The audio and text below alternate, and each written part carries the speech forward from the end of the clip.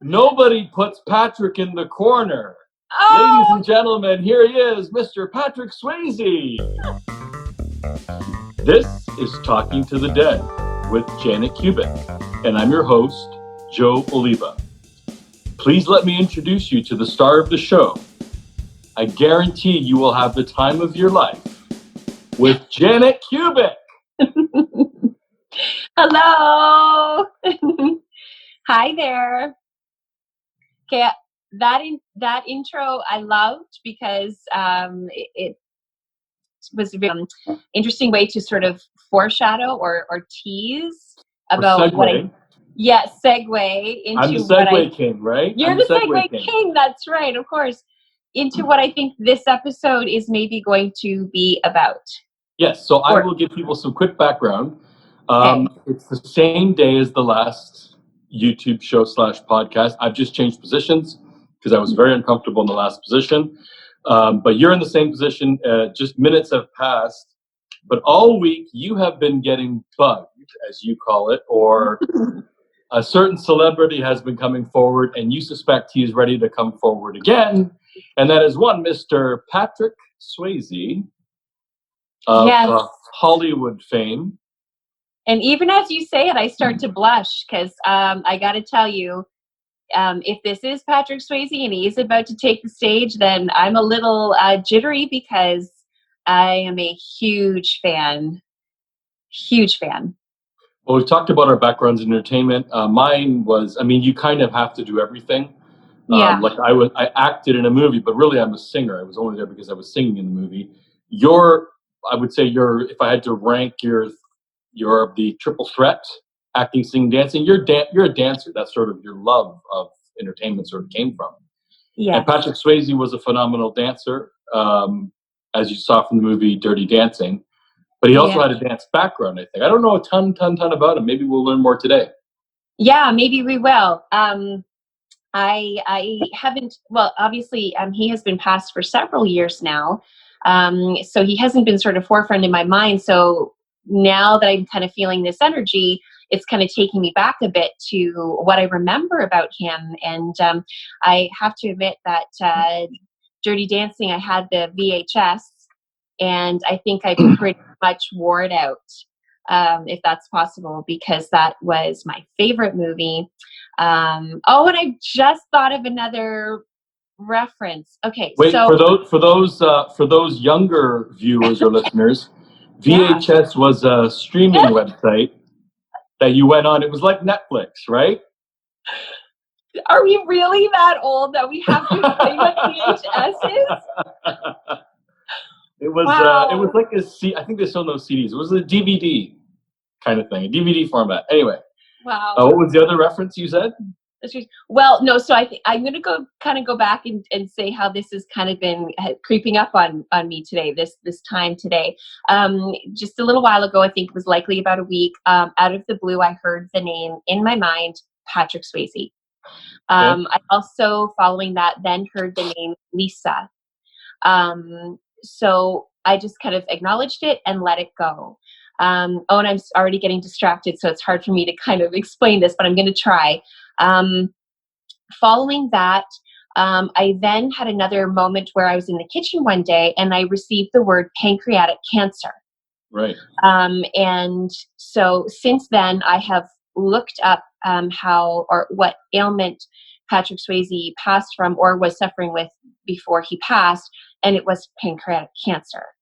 I then went to the store the other day, and in the checkout line, I looked down, and the person on the cover of one of the magazines and the whole front page was all about, or the big article being advertised on the front page was Patrick Swayze. Um, Prior to me hearing his name, multiple times I heard the word ghost. And for some reason, I just had heard it multiple times, enough that I was acknowledging that this is really weird. Like, how often do you hear the word ghost? Yeah, especially in your line of work, right? Yeah. But yeah, so I just like it would be on a TV show, or it was the title of an episode of something I was watching, or it just kept showing up enough to the point where I recognized it and I thought, this is weird. Like there's got to be some connection to ghosts. I'm thinking the word ghost. Well, of course, when I looked at this magazine cover featuring Patrick Swayze, it referenced his movie Ghost. So that was another sort of click for me, like, oh, okay, this is something. And then since then, and actually just this morning, before we started filming the previous episode, out of nowhere, I started singing "I've Had the Time of My Life." Right. Which, for those of you in the younger generation who don't know what VHS is, you would know, or it was the main song, I would say, from the movie Dirty Dancing. And also, actually, when we paused from filming the first episode and moving into this one, I did have a visual of Patrick Swayze waiting in the wings. Okay. So it's a stage with the black curtain, and he's wearing the outfit from the finale of the movie, the black shirt, black pants. And I see him warming up, like, you know, if you've seen a dancer warm up before they take the stage, shaking things Yep. out, stretching here and there. And I'm pretty confident that this is. I think he needs a Joe Oliva intro. I think that's what he's waiting for. What do you think? Should I give it to him? Go for it. Give it to him. Nobody puts Patrick in the corner. Oh! Ladies and gentlemen, here he is, Mr. Patrick Swayze. That was the best intro ever. So the first thing I have to tell you is that he is just so humble. He just feels so humble. I just feel this kindness of soul. He's soft and gentle and just loving, and wow, it is just a beautiful feeling. Yeah, it's really, that's, I think, a good word to use. It just feels beautiful. He feels so lovely. He feels soft spoken. It almost feels contradictory in a way, but I think this is true of a lot of artists, that their persona or how they're perceived because of being, you know, on camera in certain roles is very different from who they actually are, you know, as people, as themselves. He says, yes, I told you Lisa. He said, Lisa is my wife. Right. I did Google that because you were mentioning Patrick Swayze for a few days now. You thought he'd come forward today, and then the first episode we started rolling and he didn't. He wanted his own episode. But I did Google, his wife's name is Lisa. Okay. Yeah, and he says that he waited because he felt like the information that was shared in the previous episode 7, is that right? Was it episode 7? I think that might be 8. Is this one 8 or that one 8? Or 7? 9. Oh. Anyway, whatever it is, yeah. Confused. Anyway, yeah, he said that he waited because that information was important and it was valuable and needed to be shared. So he didn't want to take the spotlight or the attention away from that information because it was important. And I'm really getting the sense that this was the type of person that he was. I feel like he would only step into the spotlight once everybody else had their turn. Or if it was more important for someone else to be front and center, then he would gladly and happily step back to facilitate that and to facilitate others shining and others stepping forward and taking the spotlight or being heard, is sort of how he's expressing it. So that is why he did sort of hold off, but it was important for him to come forward today. So that's why he kind of pushed us a little bit to keep going and to actually film a second episode. Right. I did see one interview that I specifically remember. For those who don't know Patrick Swayze, you'd have to be pretty young because he was, I would say, an A-list celebrity at one point in his life. Yeah. If you don't know him, he was a heartthrob, like kind of like, you know, sexiest men alive, whatever. I mean, I'm still waiting to be on the cover of People magazine myself, but Soon, I, it's coming. it's coming up. That But wasn't a and psychic prediction, by the way. yeah, there was one interview that he did that I found, because I really didn't. I mean, there's so many celebrities out there. I have three that I follow, like Billy Joel and like a couple other ones. Like, but I don't really. I'm not the celebrity hunter type. Like, I don't follow. I know who they are, but I don't go crazy for information for them. But he did an interview that I recall. I didn't have to look it up or Google it, just something that I recalled. Because he was heartthrob kind of guy, he didn't, it might have been Oprah Winfrey interview, and he said that he was standing somewhere, whatever, with his wife, and a girl came and patted him on the bottom. Oh, goodness. Yeah, and he just turned to her, and instead of freaking out on her or whatever, he was very nice to her and very kind to her, and he said something along the lines of like, I know you look at me as like, I don't know what the word is, but like an object, but I'm Yeah. a human being and I'm standing here with my wife. So if you'd like a picture together or an autograph, that's great, but you have to treat me with respect. I'm paraphrasing. The Yes. interview was like years ago, but I thought that was kind of cool. That was something that stuck with me, because I saw him then as not just a shallow Hollywood celebrity. I realized, he's an actual guy, right? There's depth to him. Yeah. And I feel like that really speaks to his personality, that really speaks to the sense that I'm getting and how I'm sort of feeling his energy. He feels, again, I'm using the word soft. It feels like a soft-hearted type of person. Just doesn't feel at all aggressive. Just I almost hear the word mild, just sort of low key or a little bit more mellow, a little bit quieter, but just really full of love. He says, I brought up my wife because she is so important.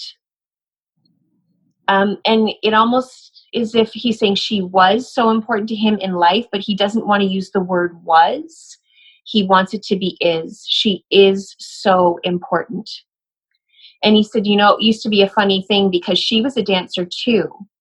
Okay. And I'm not saying that he is, so I'm not entirely sure that that's the case, but from my perspective, but he is sharing that she was a dancer too. And he said, and she was the most beautiful soul, or she is the most beautiful soul. She's just the most wonderful, loving woman. I couldn't have asked for a more supportive partner. He said, but because of my job, it was me who stood in the spotlight. It was me who sort of took the attention. He said, but if anyone deserved it, it was her, or it is her.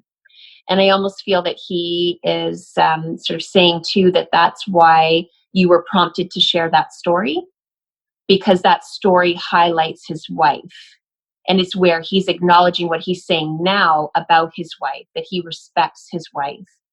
And he says something about the industry. The industry doesn't sometimes give credence.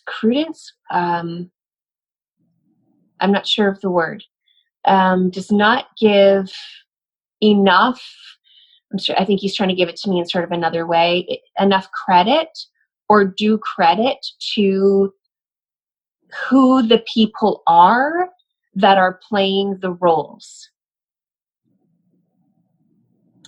He said, so people in general don't really get to know the person themselves. They really get to know their work.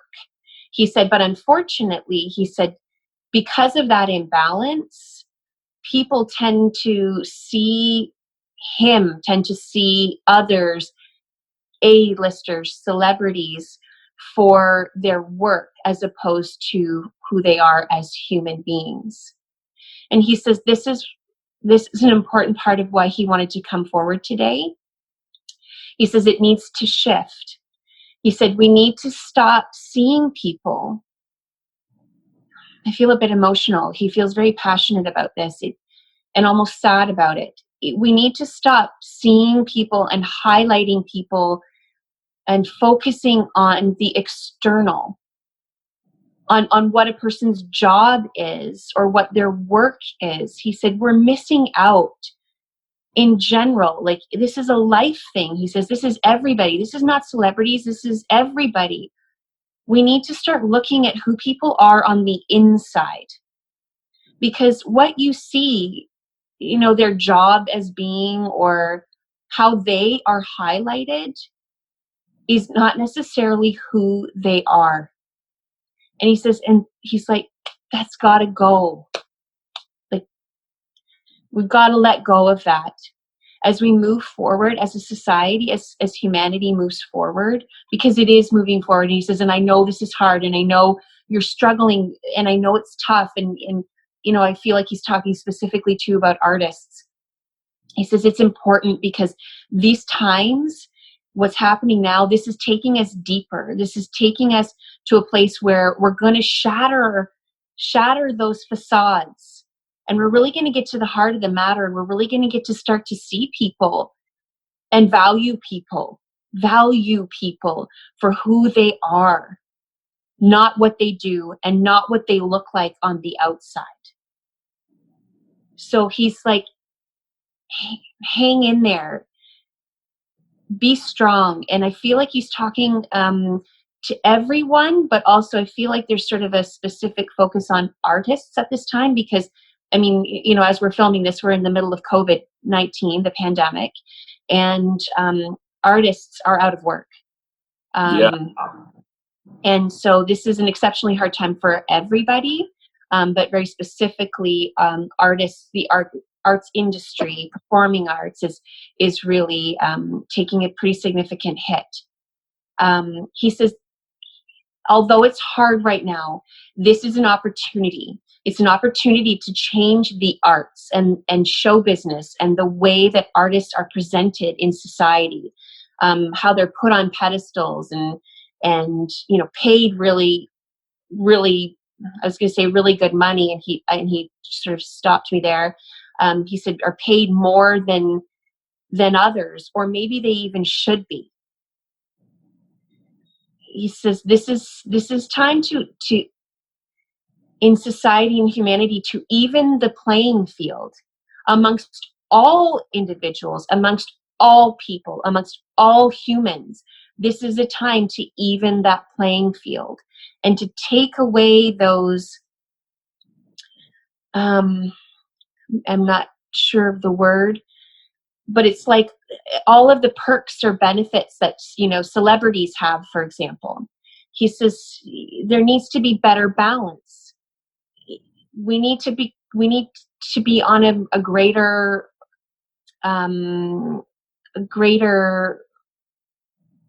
maybe greater's not the word because it keeps sort of stopping me there, on a more even playing field.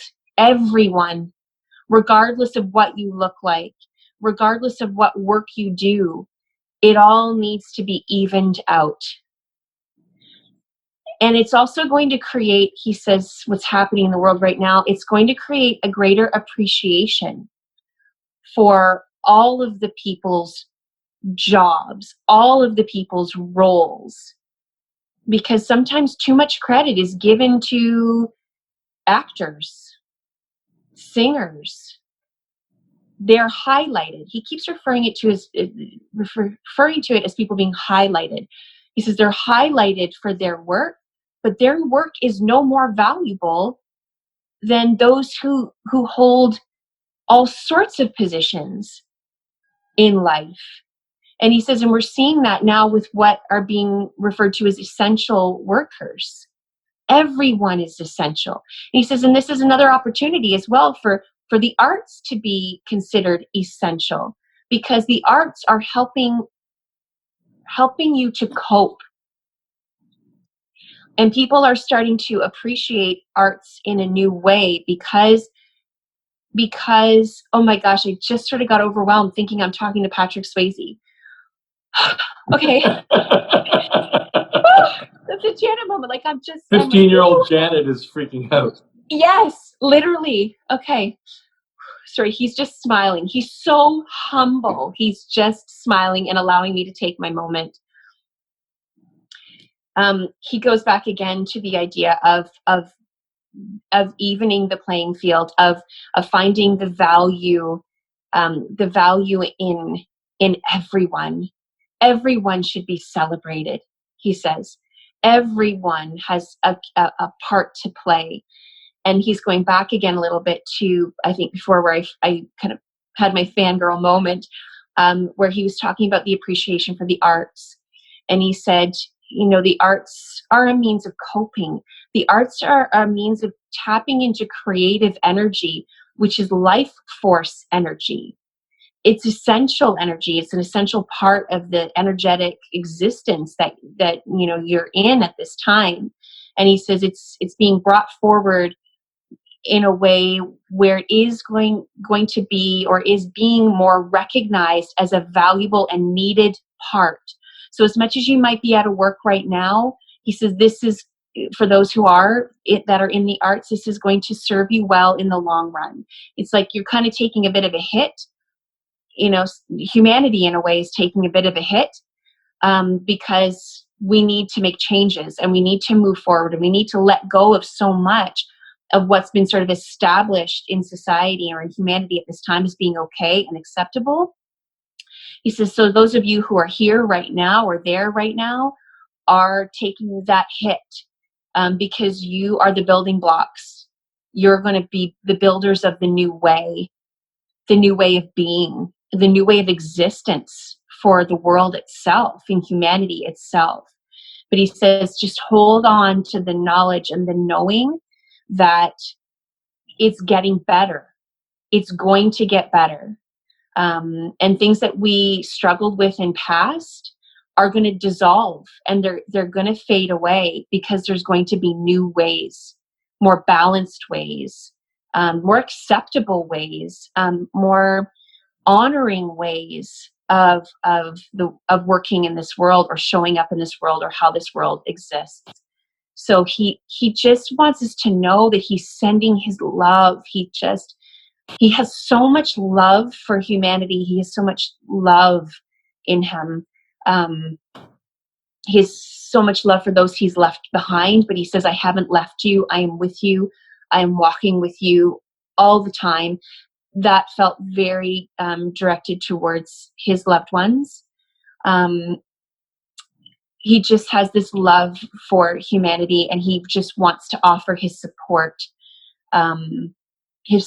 from where he is now, for all of us that are going through this significant shift in the shape, he says, in the shape of humanity. I still feel he's present, but he's stepped back. So I'm just giving it a moment to see if there's anything else he wanted to bring forward.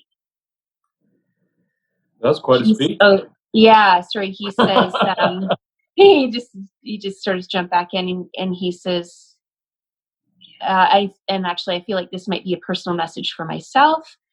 He says, keep on dancing. It is within you.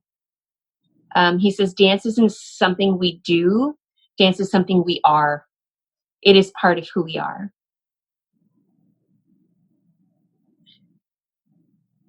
And I feel like he is stepping back. Wow. Okay, so many feels going on right now. You don't even know. That would not fit on TikTok. We were talking about putting some clips on TikTok. No, it's a 1 minute limit there. Wow, that was quite a. It felt like he really wanted to get this message out, didn't it? Yeah, it felt very important to him. It felt like, I don't know if pleading is the word, but like, I'm actually so excited to watch it back, because as you know, oftentimes when I go into sort of that degree of channeling, that level or state of channeling, I don't consciously or cognitively remember what has come through. So I'm really excited to look back at that. Yeah, I mean, I wrote some couple notes down, and then you kept going. So stop seeing and highlighting on the external, value people for who they are. Focus on the internal as opposed to the external. I think was kind of the gist of it. I'll have to watch it back too because it just came at me really fast. But yeah. And again, what I find with every message that comes through is that it is layered, and we can listen to it once and we will take something from it. But if you listen to it again, if you listen to it 10 more times, if you listen to it 6 months from now, it will speak to you in a whole new way, or in a deeper way, or to another level, or with a wider perspective or a different perspective. And I feel like there was a lot of really valuable information for us who are living in this time as humans, or in humanity at this time. Feel like there was a lot in there for us. is he still there, Pat? He has stepped out. I'm just still reeling a little bit. Okay. Yeah. I was going to ask him a question. Is he mingling? You know what? You can ask it, and then we'll see if he steps forward. So I have an impression of what he said and what is pleading, or however you want to call it. But the big question is how. We're so Sorry, Joe. entrenched in our. I'm going to just sort of talk over you for a second, because he's kind of referring to this as his encore. So he's kind of like being a bit cheeky, I think, and thanking you for having him come back for his encore. He says you need to let go of what you know. He said we need to be brave enough to let go of what we know. And I feel like what he's referring to in terms of what we know is what we've been taught, is the current structures of society, the current mindsets or beliefs that have been kind of ingrained in us growing up or being a part of society or life at this time. He said they need to be tossed out the window. He says there's a lot that needs to be tossed. And he says, but that's scary, because letting go of what we know is scary, because the unknown can be scary. And he said, so what we're tasked with as being humans now, who are helping to shift and evolve the world, is to trust that the unknown is safe, that the unknown is better, and it's actually good for us. But he says that goes so much against what we're taught. We've been so controlled. We've been so dictated to. There's been so much oppression. He says that we're afraid. He says we're afraid to tap into what we know, what we innately know, because we know all this inside. It's just when we get here, when we come here, we forget it, because these energies, the lower energies, take over, and we kind of forget where we came from and what we already know to be the way things would be better to be. So it's like right now what's happening is you're all stepping up. You're all stepping up to what's been created by the ego. You're all stepping up to these societal structures and these beliefs, and you're saying, no, not anymore. It's not okay. It's not okay to treat people this way. It's not okay to be this way to other human beings. We're all in this together. Yeah, he says we have to learn to love each other and be kind to each other, and to know that we're all in this, like rowing in the same boat. This idea of division of any kind, religion, race, sex, paycheck, celebrity, all of it, he says it's got to go. It's just all got to go. And he says, and I know it's hard. And he's sort of saying that part of why he struggled in being here was because he knew, he remembered. He knew maybe, or remembered more than maybe others do. And that's not a judgment. There's no judgment in that. It's just that he did. And it feels like he found it hard to be here, because to me, he just feels like love. He feels like so much love. And I feel almost like he maybe left at the time he did because he found it hard to be here in all of this. Okay. Sort of, yeah. He says, I think I've said enough. He said, I'm so thankful. Yeah, and he says, I'm so thankful and I'm humbled that you heard me. Yeah, grateful for the opportunity to come forward and share what he wanted to share. And he just did like a little kind of a bow kind of a thing. And he's I'm watching him exit the stage.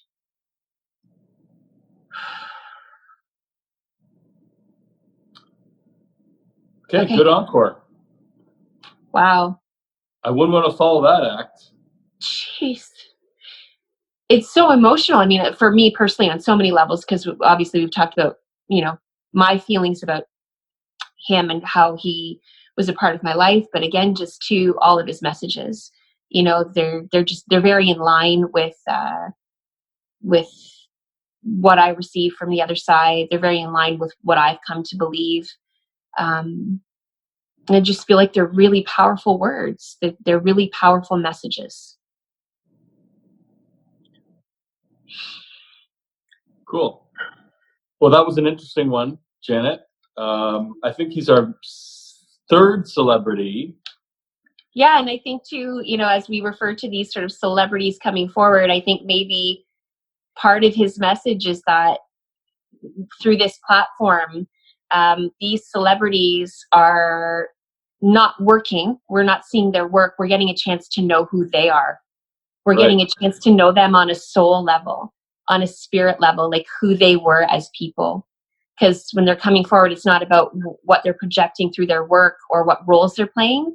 They are coming through completely authentically, not based on their reputations, not based on what we've been taught to believe about them, but they're getting the chance to come through as their authentic selves. Right. Yeah, cool. Yeah. Okay. You are watching and or listening to Talking to the Dead with Janet Kubik. Thanks for joining us, and don't forget to subscribe on whichever platform you're joining us on. Help spread the word by sharing, and be sure to visit janetkubik.com and sign up for our email list. Bye, Janet. Bye, Pat. Bye, and thank you, Patrick Swayze. Thank you, and thank you to all of you for checking in.